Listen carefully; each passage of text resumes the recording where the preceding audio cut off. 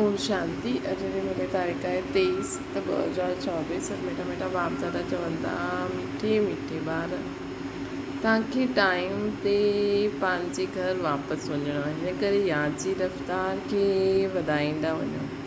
हिन दुखधाम खे भुलिजी शांतीधाम सुखधाम खे यादि करो त असांखे टाइम ते घर हलणो आहे। हाणे त समय नज़दीक अचे थो न। बाबा बि मुरली में चई, अव्यक्त मुरली में, कि 1 घंटो पहिरियों बि बाबा असांखे न ॿुधाईंदो त हिन समय अनुसार असांखे सदा एवर रेडी रहणो खपे। प्रश्न आहे, कहिड़ो हिकु गुह्य राज तव्हां मनुष्यनि खे ॿुधायो त उन्हनि जी बुद्धि में हलचल मची वेंदी? उत्तर आहे, उन्हनि खे गुह्य राज ॿुधायो कि आत्मा एॾी नंढी बिंदी आहे, उन में फॉर एवर पार्ट भरियलु आहे, जो पार्ट वॼाईंदी रहंदी आहे, कॾहिं थकंदी न आहे। मोक्ष कंहिंखे न मिली सघंदो आहे। मनुष्य ॾाढा दुख ॾिसी करे चवंदा आहिनि असांखे मोक्ष मिले त सुठो आहे, लेकिन अविनाशी आत्मा पार्ट वॼाइण जे बिना रही न सघंदी आहे। हा, थोरो समय हुनखे रेस्ट जे लाइ मथे विहारे सघंदा आहियूं। थोरो समय असां हुनखे मथे विहारे जास्ती समय बि विहारे सघूं, लेकिन हिकु जनम त हुनखे अचिणो ई पवंदो। हिन बात खे, हिन ॻाल्हि खे ॿुधी करे उन्हनि जे अंदरि हलचल मची वेंदी आहे। ओम शांति। मिठे मिठे रूहानी ॿारनि खे बाप सम्झाईंदा आहिनि। हिते त आहे रूहानी ॿार, बाप रोज़ रोज़ सम्झाईंदा आहिनि बराबरि हिन दुनिया में ग़रीबनि खे केतिरो दुख आहे। हाणे इहे फ्लड्स आदि त थींदा आहिनि त ग़रीबनि खे दुख थींदो आहे, उन जी समान आदि जो छा हाल थी वेंदो आहे। दुख त थींदो ई आहे न, अपार दुख आहे। साहूकारनि खे सुख आहे, परंतु उहो बि अल्पकाल जे लाइ सुख आहे उन्हनि खे। साहूकार बि बीमार त पवंदा आहिनि, मृत्यु बि ॾाढनि जी थींदी आहे न। अॼु फलानो मरियो, अॼु ईअं थियो, अॼु प्रेसिडेंट आहे, कल्ह गद्दी छॾणी पवंदी आहे। घेराव ते उन्हनि खे उतारे ॾींदा आहिनि, इहे बि दुख थींदो आहे। बाबा चवंदा आहिनि दुखनि जी बि लिस्ट कढो, कंहिं प्रकार जा दुख आहिनि। इहो आहे ई दुखधाम। तव्हां ॿार सुखधाम खे ॼाणंदा आहियो, दुनिया कुझु बि न ॼाणंदी आहे। दुखधाम सुखधाम जी भेट में भेट उहा न करे सघंदी आहे। बाप चवंदा आहिनि तव्हां सभु कुझु ॼाणंदा आहियो, इहे मञंदा कि बराबरि चवंदा सच आहिनि। हिते जेके वॾा वॾा मकान आहिनि, एरोप्लेन आदि आहे, उहे सम्झंदा आहिनि कलयुग खे अर्जुन 40,000 वर्ष हलणो आहे। केॾे समय खां चवनि था न 40,000 वर्ष त ख़तमु न थिया हूंदा। 40,000 वर्ष 40 त घटि बि त थिया हूंदा। बाप में सतयुग, पोइ सतयुग ईंदो, उहो ईअं चवंदा आहिनि। घोर अंधियारे में आहिनि न, हाणे उन्हनि खे नज़दीक लाहिणो आहे। बाक़ी थोरो समय आहे। किथे लाखों वर्ष रहंदा आहिनि, किथे तव्हां 5,000 वर्ष सिद्ध करे ॿुधाईंदा आहियो। इहे 5,000 वर्ष खां पोइ चक्कर रिपीट थींदो आहे। ड्रामा कोई लख वर्ष जो थोरी हूंदो। तव्हां सम्झी विया आहियो जो कुझु थींदो आहे उहो 5,000 वर्ष में थींदो आहे। त हिते दुखधाम में बीमारियूं आदि सभु थींदियूं आहिनि। तव्हां त मूंखे थोरी ॻाल्हि लिखी ॾियो, स्वर्ग में दुख जो नाम न हूंदो। उहो बाप सम्झाईंदा आहिनि मौत साम्हूं बीठो आहे। इहे उहो ई गीता जो एपिसोड हले थो। हाणे बाप सम्झाईंदा आहिनि ॿार मौत त साम्हूं बीठो ई आहे, त इहो उहो ई गीता जो एपिसोड हले थो। ज़रूरु संगम ते ई सतयुग जी स्थापना थींदी न। हिन संगम युग ते ई सतयुग जी स्थापना थींदी आहे। बाप चवंदा आहिनि मां राजाउनि जो बि राजा तव्हांखे ठाहींदो आहे, त ज़रूरु सतयुग खे ठाहियो। सतयुग में राजाउनि जो राजा ठहिण लाइ बाबा असांखे पढ़ाईंदा हूंदा न। बाबा सुठी रीति सम्झाईंदा आहिनि। जॾहिं असां वेंदा आहियूं सुखधाम में, हाणे असां सुखधाम में वञूं था वाया शांतीराम, बाप खे वठी वञिणो पए जो निरंतर यादि कंदा आहिनि, उहो ई ऊच पद पाईंदा आहिनि। हुननि जे लाइ बाबा युक्तियूं बतलाईंदा रहंदा आहिनि, यादि जी रफ़्तार वधाईंदा वञो।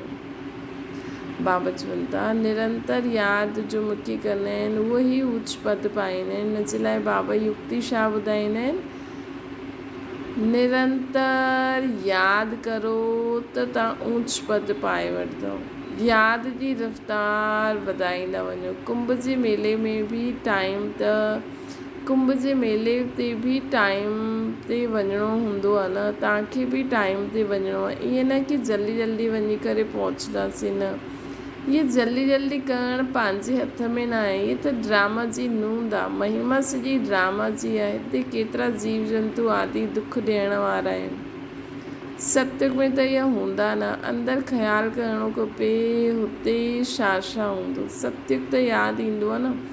सत्युग जी स्थापना बाप कंदा आहिनि। पिछाड़ी में सॼो नटशेल में ज्ञान बुद्धि में अची वेंदो। जीअं बीज केतिरो नंढो आहे, झाड़ केॾो वॾो आहे न, उहो त आहे ई जड़ चीज। इहा आहे चैतन्य। बाबा चवंदा आहिनि कि उहो बीज त जड़ आहे, इहो आहे चैतन्य। हिन खे विस्तार इन जो कंहिंखे पतो ई न आहे। उहो त जड़ चीज़ आहे न। इहे त चैतन्य बीज आहे। बीमारी आदि बि भारत में अधिक आहे न। हिते मच्छर सदृश्य मनुष्य मरदा आहिनि। शुजी आयु नंढी आहे। हितां जी सफ़ाई करण वारो विलायत जी सफ़ाई करण वारनि में केतिरो फ़र्क़ु आहे। हिते माण्हू सफ़ाई कीअं कंदा आहिनि ऐं विलायत में कीअं कंदा आहिनि।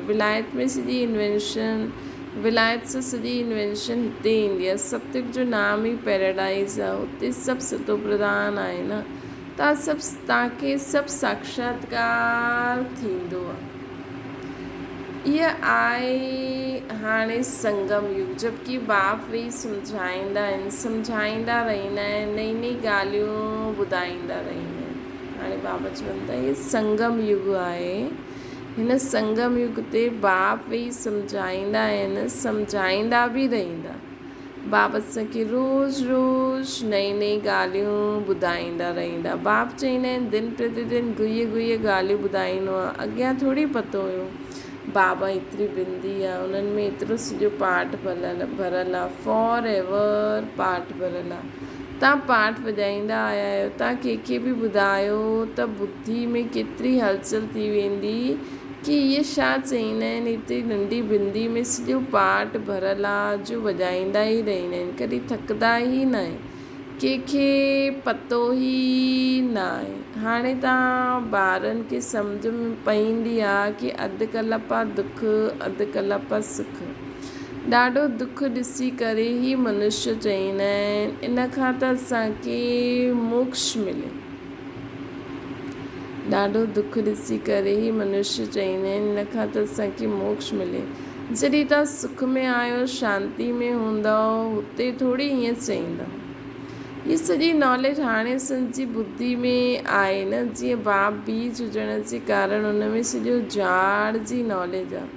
झाड़ जो मॉडल रूप ॾेखारियो आहे। वॾो थोरी ॾेखारे सघंदा।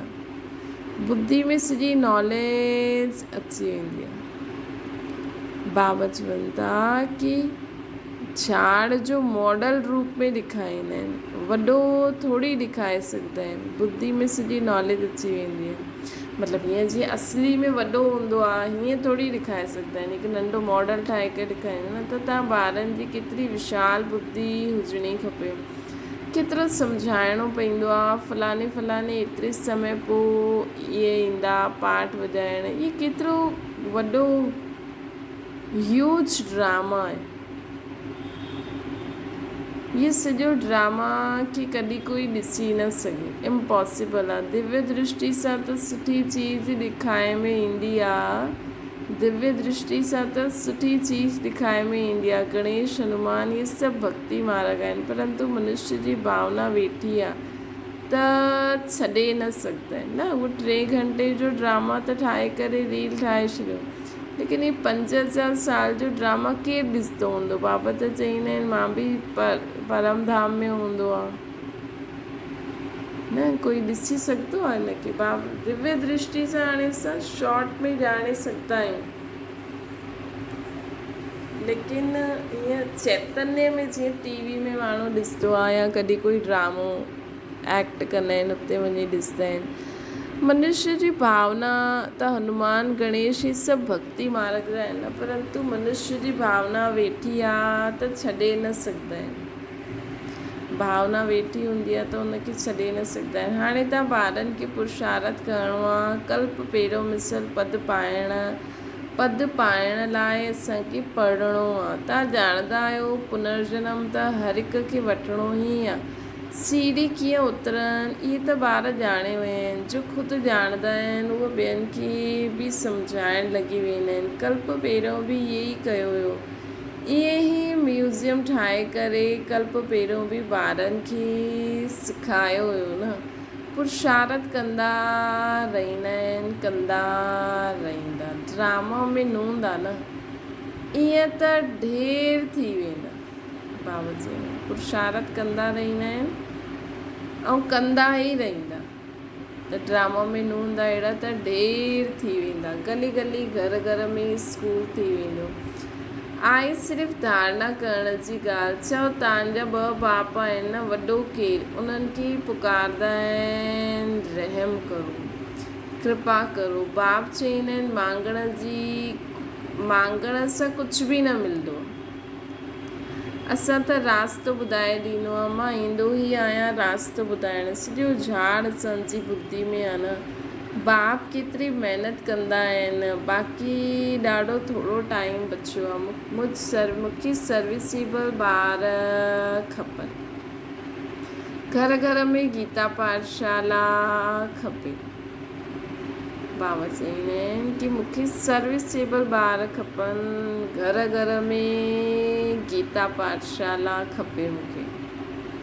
ॾिसो वॾो सेठ असांखे चए थो कि मूंखे घर घर में गीता पाठशाला खपे। ऐं चित्र आदि न रखो, सिर्फ़ु ॿाहिरि में लिखी ॾियो। चित्र त इहे बैच ई बसि आहे। पिछाड़ी में इहे बैच ई तव्हांखे कम में ईंदो। इशारे जी ॻाल्हि आहे न, मालूम पइजी वेंदो। बेहद जो बाप ज़रूरु स्वर्ग ई रचंदा आहिनि। तव्हां बाप खे यादि कंदव तॾहिं त स्वर्ग में ईंदव न। इहे त सम्झंदा आहियो असां पतित आहियूं। यादि सां ई पावन ठहींदा, ॿियो कोई उपाय ई न आहे। पैसे आदि सां पावन न ठहींदासीं, यादि सां पावन ठहींदासीं। स्वर्ग पावन दुनिया, स्वर्ग जो मालिक ठहिणो आहे त पावन ज़रूरु ठहिणो आहे। स्वर्ग में वञण वारा पोइ नर्क में गोता कीअं खाईंदा। हिन करे चइबो आहे मन मना भव। बेहद जे बाप खे यादि करो त अंत मते सुगति थी वेंदी। स्वर्ग में वञण वारा विकार में थोरी वेंदा न। जेका स्वर्गवासी हूंदा न, जंहिं पूरा जन्म वरिता हूंदा, उन्हनि खे त विकार ॾाढा ई वैसे बि गंदा लॻंदा हूंदा। ऐं उन्हनि खे जॾहिं बाबा मिलियो विकार छॾण लाइ चए थो त झटि छॾे ॾींदा। स्वर्ग में वञण वारा विकार में थोरी वेंदा। भगत माण्हू एतिरो विकार में न वेंदा आहिनि। सन्यासी बि ईअं न चवंदा आहिनि कि पवित्र ठहो, छो जे ख़ुदि ई शादियूं कराईंदा आहिनि। त जेका सुठा भक्त हूंदा न, जेका उहो विकार में एतिरो न वेंदा हूंदा। बसि ॿार पैदा करण लाइ बसि। उहे गृहस्थनि खे चवंदा आहिनि मास में विकार में वञो। सन्यासी माण्हू ईअं चवंदा आहिनि, छो जे उहे ख़ुदि ई शादियूं कराईंदा आहिनि। त ब्रह्मचारियुनि खे ईअं न चवंदा कि तव्हांखे शादी न करिणो आहे। ब्रह्मचारियुनि खे ईअं न चवंदा कि तव्हांखे न करिणो आहे। तव्हां वटि गंधर्वी विवाह कंदा आहिनि, पोइ बि ॿिए ॾींहुं खेल खलास करे ॾींदा आहिनि। त उहे ईअं न चवंदा आहिनि कि ब्रह्मचारियुनि खे ईअं न करिणो आहे कि उहे ईअं न चवंदा आहिनि कि तव्हां शादी न करो। सन्यासी पंहिंजे फॉलोअर्स खे ईअं न चवंदा। उहा बाबा चवंदा आहिनि कि लेकिन बाबा जे घर में अगरि कंहिंजो गंधर्वी विवाह बि कराईंदा आहियूं पोइ बि ॿिए ॾींहुं खलास थी वेंदा आहिनि। माया ॾाढी कशिश कंदी आहे न, त बि पवित्र ठहिण जो पुरुषार्थ हिन समय ई थींदो आहे, पोइ आहे प्रालब्ध। हुते त रावण राज्य ई न आहे, क्रिमिनल ख़्यालात ई न हलंदा आहिनि, क्रिमिनल रावण ठाहींदो आहे, सिविल शिव बाबा ठाहींदा आहिनि। इहे बि यादि करिणो आहे, घर घर में क्लास हूंदी त सभु सम्झाइण वारा ठही वेंदा। घर घर में गीता पाठशाला ठाहींदव, घर वारनि खे सुधारणो आहे। ईअं वृद्धि थींदी रहंदी। साधारण ऐं ग़रीब उहा जीअं हमजिन्स ठहिया, वॾा वॾा आदमियुनि खे नंढा नंढा आदमियुनि जे सत्संग में अचण में लज्जा ईंदी आहे। छो जी ॿुधो आहे न, जादू आहे, भाउ भाउ ठाहींदियूं आहिनि। त बाबा चवंदा आहिनि कि इन करे अगरि सम्झो घर घर में हूंदी त कंहिं वॾे घर में कोई ज्ञान में निकिरी वियो त उहो उन खां त सम्झंदा न, परंतु चवंदा आहिनि न, घर जी गंगा जो मान न हूंदो आहे। जीअं हरिद्वार में गंगा जो एतिरो मान न रखंदा आहिनि जेतिरा ॿाहिरि रखंदा आहिनि। त बाबा चवंदा आहिनि लेकिन त उन्हनि खे नंढे माण्हुनि वटि अचण में लज्जा ईंदी आहे, किथे जादू न करे छॾनि, भाउ भेण न ठाहे। अरे इहे त सुठो आहे न, गृहस्थ में केतिरा झंझट हूंदा आहिनि, पोइ केतिरो दुख थींदो आहे। इहा आहे ई दुखदाम, अपार दुख आहे, पोइ हुते सुख बि अपार हूंदो। तव्हां कोशिशि करो लिस्ट ठाहिण जी, 25-30 मुख्य दुख जी ॻाल्हियूं कढो। बेहद जे बाप सां वरसो पाइण लाइ केतिरो पुरुषार्थ करिणो खपे। बाप हिन रथ द्वारा असांखे सम्झाईंदा आहिनि। इहे दादा बि स्टूडेंट आहे, देहदारी सभु स्टूडेंट आहिनि। टीचर पढ़ाइण वारो हिकु विदेही ई आहे, तव्हांखे बि विदेही ठाहींदा आहिनि। हिन करे बाप चवंदा आहिनि शरीर जो भान छॾो, तॾहिं असां परफेक्ट टीचर ठही सघंदासीं। ॾिसो अॼु बाबा वैसे चवंदा आहिनि देही अभिमानी ठहियो, लेकिन टीचर हिकु विदेही ई बाबा आहे। आत्मा जो ज्ञान टीचर ठही करे जॾहिं असां देह भान सां न्यारो थींदासीं, पोइ ई ॿियनि खे ॾेई सघंदासीं। त बाबा असांखे चवनि था इन करे शरीर जो भान छॾंदा वञो। इहे मकान आदि कुझु बि न रहंदो, हुते सभु कुझु नयो मिलणो आहे। पिछाड़ी में तव्हांखे साक्षात्कार थींदो, पिछाड़ी में असांखे साक्षात्कार थींदो। इहे त ॼाणंदा आहियो, हुन तरफ़ विनाश ॾाढो थी वेंदो एटॉमिक बॉम्ब्स सां। इहे त ॼाणंदा आहियो, हुन समय विनाश ॾाढो थी वेंदो एटॉमिक बॉम्ब सां।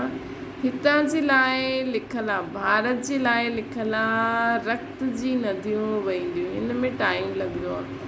हितां जो मौत ॾाढो ख़राबु आहे। इहा अविनाशी खंड आहे न, नक्शे में ॾिसंदा आहिनि हिंदुस्तान त हिकु जीअं कोने में आहे, त इहो अविनाशी खंड आहे। इन करे बॉम्ब सां ख़तमु न थींदो।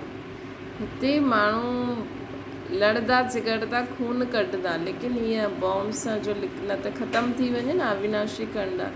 त नक्शे में ॾिसंदा आहिनि हिंदुस्तान जीअं हिकु कोनो आहे। ड्रामा अनुसार हिते उन्हनि जो असरु ईंदो ई न आहे। हिते मतिलबु बॉम्ब शादी जो, हिते रक्त जी नदियूं पवंदियूं। हाणे तयारियूं थियनि थियूं न। हाणे ॾिसो न, उहो गलो केतिरो कटनि था अॼुकल्ह माण्हू, हिक ॿिए जो गलो कटी था छॾनि, हिक ॿिए जे शरीर जा टुकड़ा था करे छॾनि। त ॾिसो इहे निशानियूं आहिनि कि हाणे बसि समय अचण वारो आहे। थी सघंदो आहे पिछाड़ी में इन्हनि खे बॉम्ब्स बि लोन ॾींदा इहे। बाक़ी उहो बॉम्ब्स जो फिटी करण सां ई दुनिया ख़तमु थी वेंदी, उहो थोरी लोन में ॾींदा। त उहो लोन में न ॾींदा, इन्हनि खे बॉम्ब्स बि लोन में ॾींदा। बाक़ी उहा जो बॉम्ब्स जो फिटी करण सां दुनिया ख़तमु थी वेंदी, उहा लोन में न ॾींदा। हा, बाक़ी नंढा वंढा ॾींदा, हल्की क्वालिटी जा ॾींदा, कम जी चीज़ थोरी ॾींदा। उहा विदेश वारा असांखे न। त हिते भारत अविनाशी खंड आहे न, इन करे ड्रामा अनुसार इन्हनि खे मिलंदी ई नंढी क्वालिटी वारी।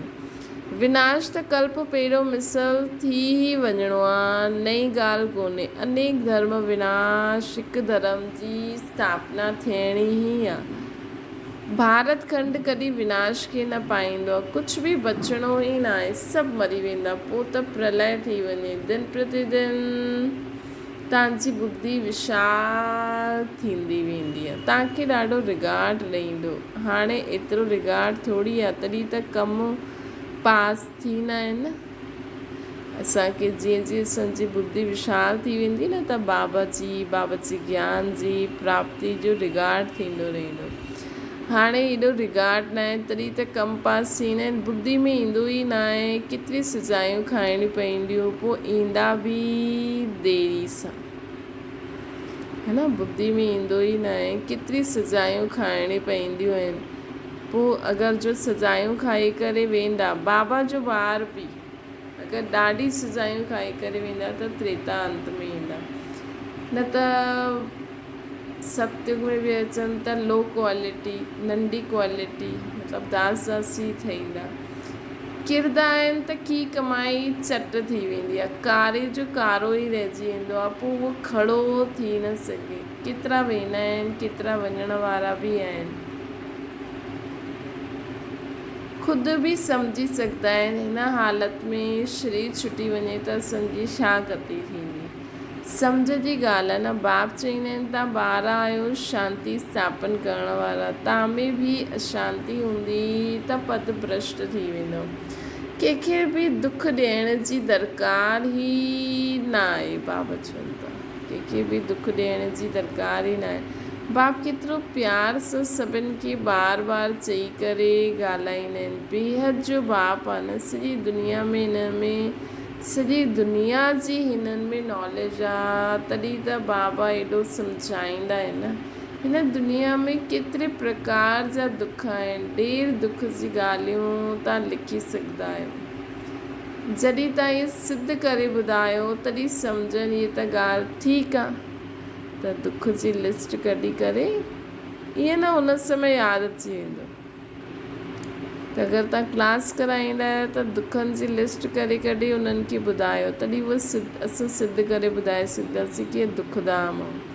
इहे अपार दुख त सवाइ हिकु बाप जी कोई दूरि करे ई न सघे। दुखनि जी लिस्ट हूंदी त कुझु न कुझु बुद्धि में वेंदो, बाक़ी त ॿुधो अनसुनो करे ॾींदा। हुन जे लाइ ई ॻायल आहे, रिढ छा ॼाणे साज सां।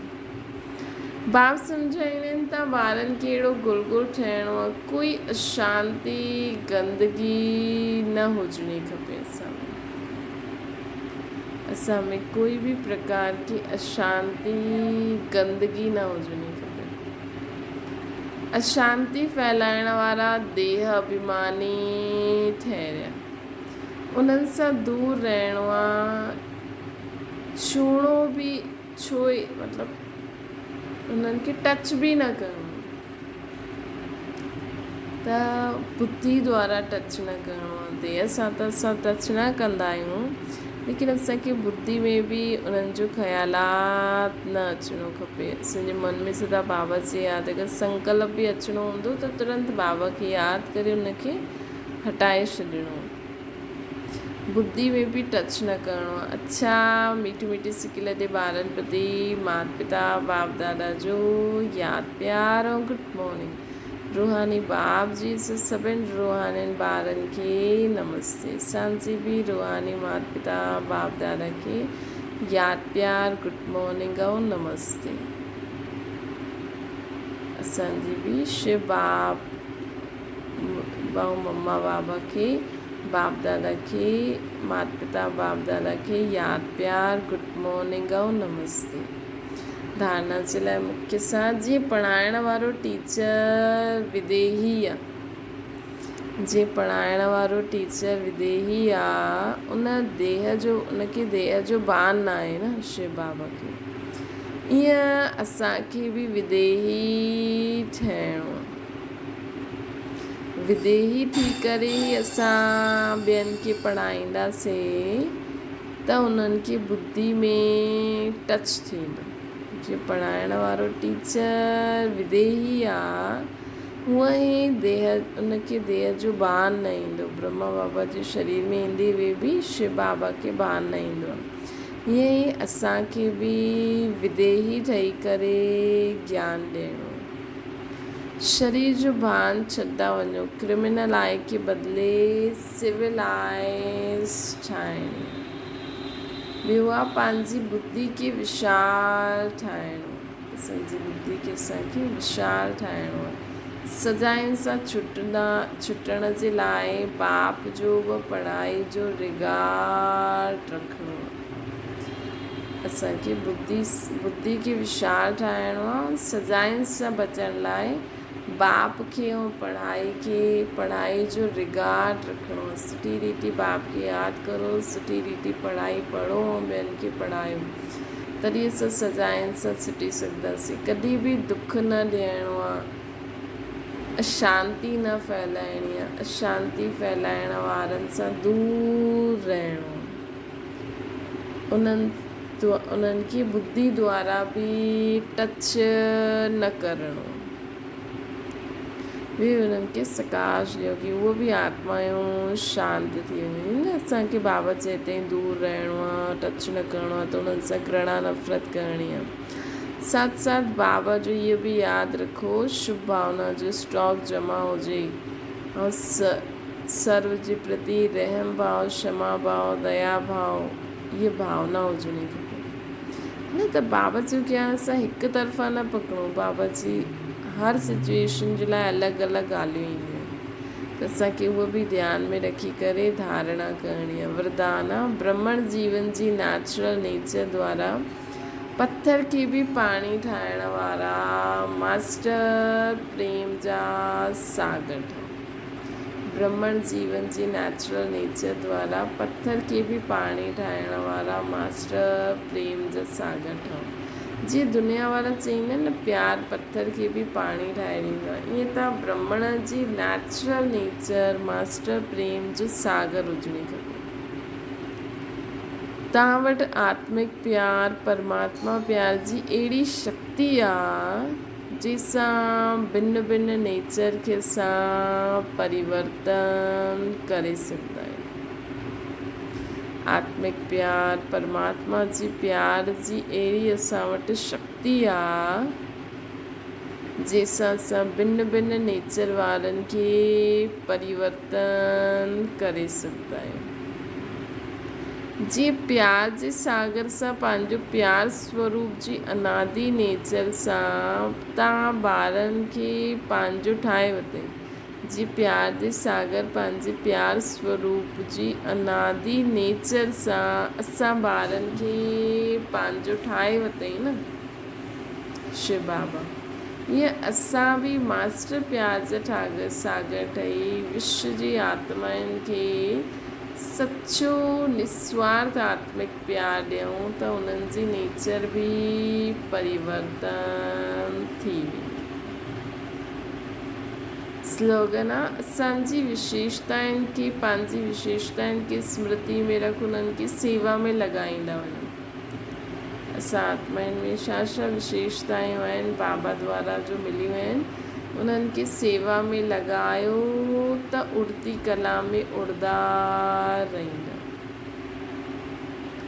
त उड़ती कला में उड़दा रहंदा। अच्छा, ओम शांति। बाबा खे यादि करो।